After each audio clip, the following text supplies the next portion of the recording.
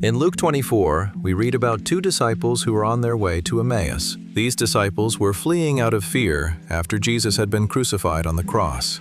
What if the chief priests try to kill us too? If we leave Jerusalem and go to the countryside, maybe we'll be safe. But what happened to Jesus' body? At that moment, Jesus came near and walked with them, but the disciples did not recognize him. As they walked together, Jesus listened to what was troubling them and said, "O foolish ones, and slow of heart to believe in all that the prophets have spoken. Ought not the Christ to have suffered these things and to enter into his glory?" Then Jesus began to explain the scriptures to them in detail. As they listened to his words, their eyes began to open more and more. Finally, they realized that the one who had been walking with them was Jesus. Their sorrow turned into joy, and they found new hope. Believing that Jesus had truly risen and was with them, they returned to Jerusalem to boldly testify about him. When we watch the news or hear rumors, dark and negative stories can make our hearts gloomy, and impure stories can make our hearts dirty and twisted. Without even realizing it, our hearts grow darker, and our lives become heavier and harder. But when we meet Jesus, have a heartfelt conversation with him, and meditate on his word, just like the two disciples on the road to Emmaus, our eyes are opened and our lives are completely transformed. Because our hearts become lighter, we begin to think in ways others cannot. Our eyes become brighter, allowing us to see and understand the world better. As a result, our lives naturally become brighter and more beautiful. Faith is not about how hard we try. It's about how close we are to Jesus. No matter how much effort we put in, we cannot live righteously or share the gospel by our own strength. But when we grow closer to Jesus and our eyes are opened, we realize how wrong our lives have been and turn away from it.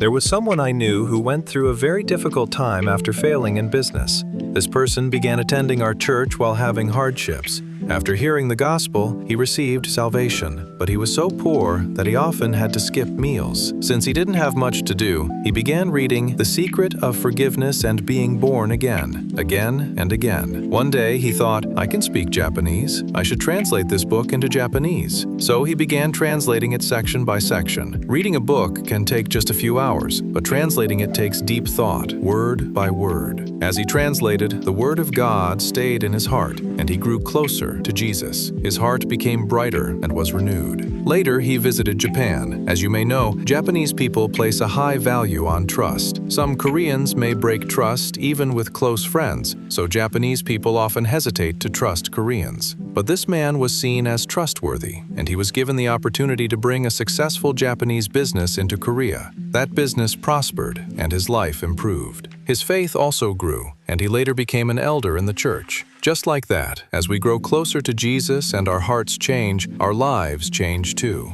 The late Chung Ju-young, former chairman of Hyundai Group, had wisdom and insight that others didn't. Because of him, Korea's economy experienced great development.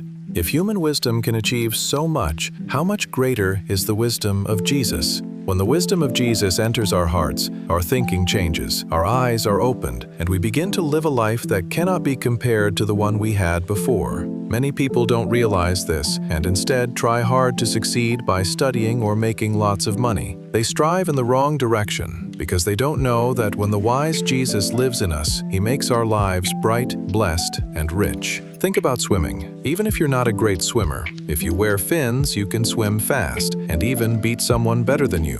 In the same way, when the bright wisdom of Jesus enters us, we begin to see a completely different world, just as Joseph, David, Solomon, and Daniel did. Even in the darkest places, we can discover light, find the right path, and experience true joy. But those whose eyes are darkened cannot see this. It's not that there's no path, it's that they can't see it, even though Jesus is right there with them. So they remain in darkness alone. Many people in this world live with heavy hearts and in darkness. But when the heart of Jesus enters them, they gain wisdom and their lives become bright, rich, and full of power. They can experience peace and joy that others cannot. The same Jesus who walked with the two disciples on the road to Emmaus, who opened their darkened eyes and gave them hope, is with us today. As we read the Bible, listen to his word, have fellowship, and meditate on Jesus, his wisdom enters us, making us wise and guiding our lives in a beautiful way. May the wisdom of Jesus fill your hearts so that your lives may be full of blessing, strength, and joy.